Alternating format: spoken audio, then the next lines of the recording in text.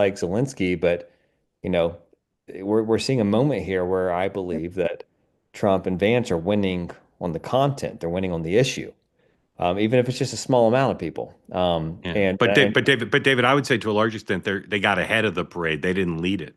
They Yeah, recognized where public that's very opinion true. was on this. Obviously, for MAGA, maybe they've moved some people, but Eric and Diana, and Patty, thank you all for coming and appreciate all the points you made. Let's bring former governor of North Carolina, Pat McCrory, who is a keen student of, amongst other things, presidential photo ops. Governor, welcome in.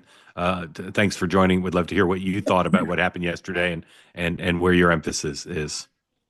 Well, two quick points, and I'll let hear from the great feedback.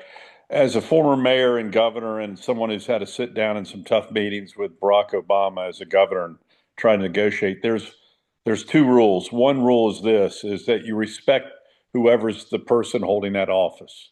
So when I was a mayor for 14 years, if a peer of mine came into my office or someone you were negotiating with, you were the one in charge of how long the meeting went.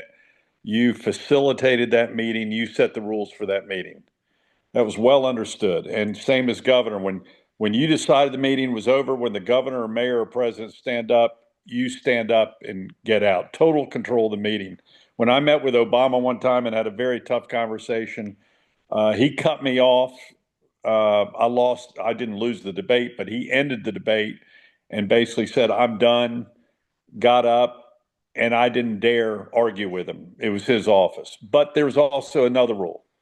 And the other rule is you're only debating with that person. No other person is involved. There might be other people in the office, but the conversation, if it's peer to peer, and by the way, when it's state to state, a governor with a president, governors consider themselves the head of state too. And you saw that with the governor of Maine, I guess. All the governors, Republican, we're heads of state. We think of ourselves not reporting to the president of the United States because they don't. Mayors feel the same way about meeting with governors. They do not feel they're reporting to the governor because they don't.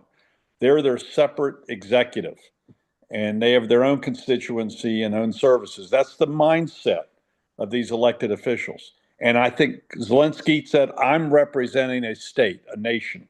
Yeah. I'm the peer, but only a peer to the president.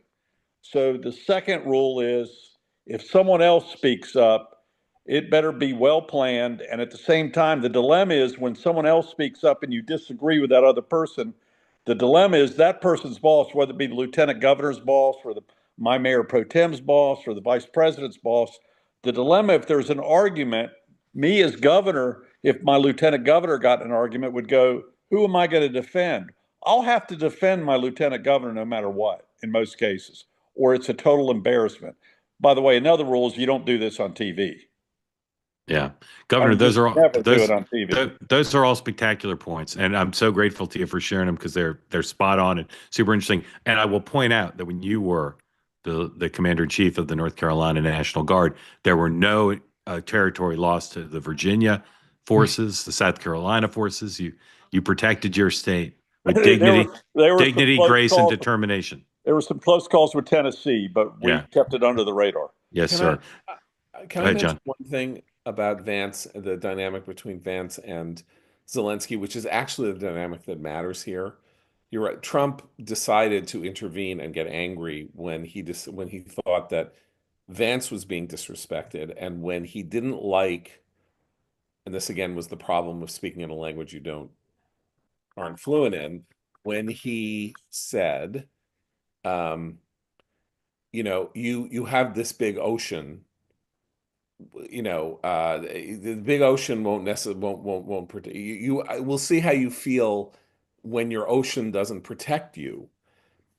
That's an uncontroversial argument. In other words, what he was saying was Russia's a bigger threat than you think it is because they have intercontinental like the ocean doesn't protect people the way it used to.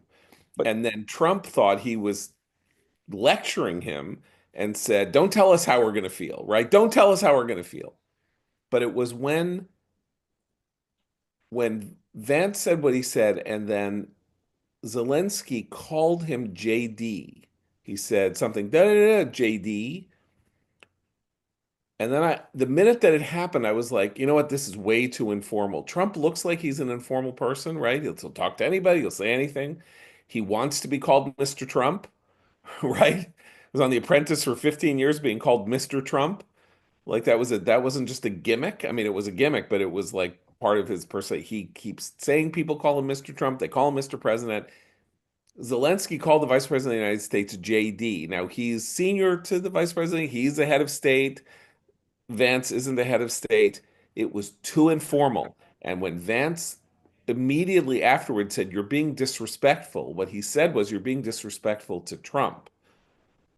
You're being disrespectful." That's what he said. But in But fact, Zelensky was being disrespectful to Vance yeah, by talking to him as though by using his first name, which is an odd thing to do in a formal head of Well, state's if it meeting. weren't on camera, it wouldn't be an odd thing. Right. no. Fair enough. But right, that's what I'm saying. The whole thing was a catastrophe because as the governor says, it was on camera. You don't have confrontations on camera. The ultimate feeling I had, and David, I don't know if this shows up anywhere, is it really was like watching a train. It was like watching a car accident if you were watching it live, as I was. And some people like that, and some people, it was one of the most unpleasant experiences I can remember having watching that. Is my impulse was to turn it off. I was finding it so nerve-wracking and upsetting. And then I thought, but I have to watch this. This is what I do for a living. Do you think that plays a role? I don't know that people, it's one thing to watch it on Survivor where people yell at each other on Survivor on The Real Housewives, but if it's like you're talking about the war in Ukraine, you're talking about the head of state of Ukraine and the head of state of the United States, like I don't want to see that. Like ugh. No, I mean, even as we were, yeah, obviously doing a very rapid survey, this was Yeah, trying no, I to do know. this as quickly as possible. But I thought about that even as we designed it, and we're going to make sure that they have to watch all 10 minutes of this. And I feel the same way you did. Like it's kind of a little bit hard for me to watch. Yeah. And so that does go in, and that's one of the nice things about the way we do the surveys is you have to watch it or you can't finish the survey.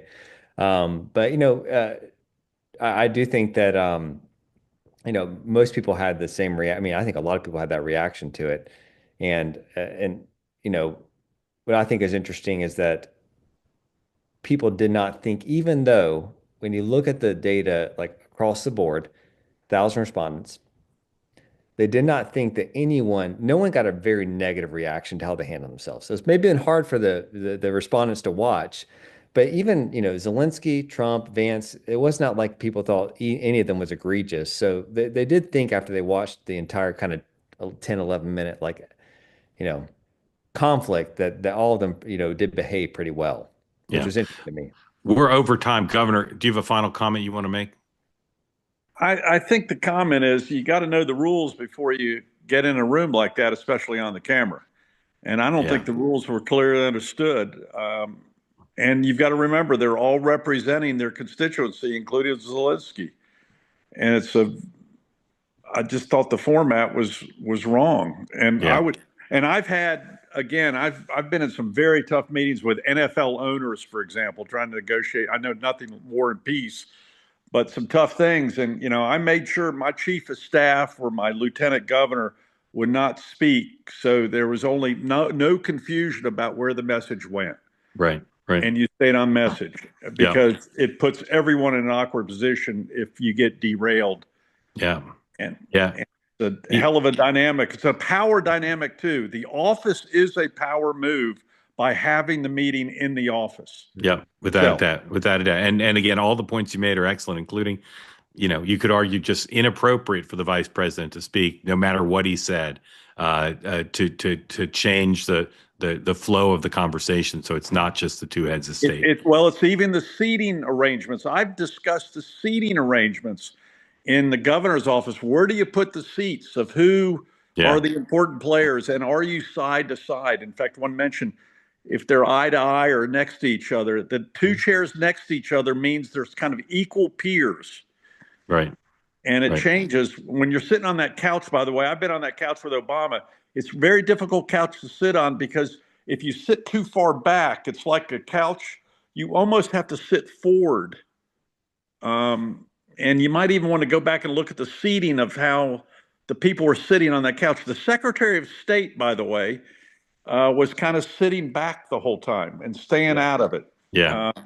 Yeah. But the couch is a very odd area to sit when the two participants, lead participants, are sitting in chairs. So even that is a dynamic and a power move. Yep. And the acoustics in that room are strange too. It's a little hard to hear sometimes, even if you're close to someone. Yeah. Governor, thank you. John, thank you. Thanks for